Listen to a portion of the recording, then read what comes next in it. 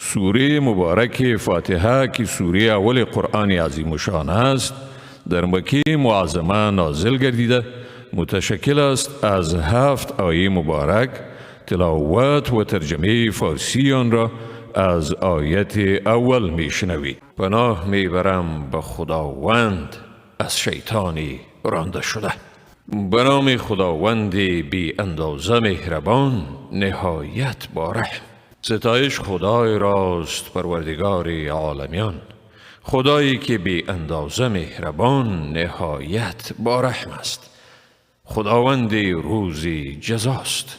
خاص تو را می پرستیم و خاص از تو کمک می خواهیم. به ما راه راست را بنما، راه کسانی را که بر ایشان نعمت خیش را ارزانی کرده ای، نی راه کسانی را که مورد خشم واقع شدند و نی هم راه گمراهان.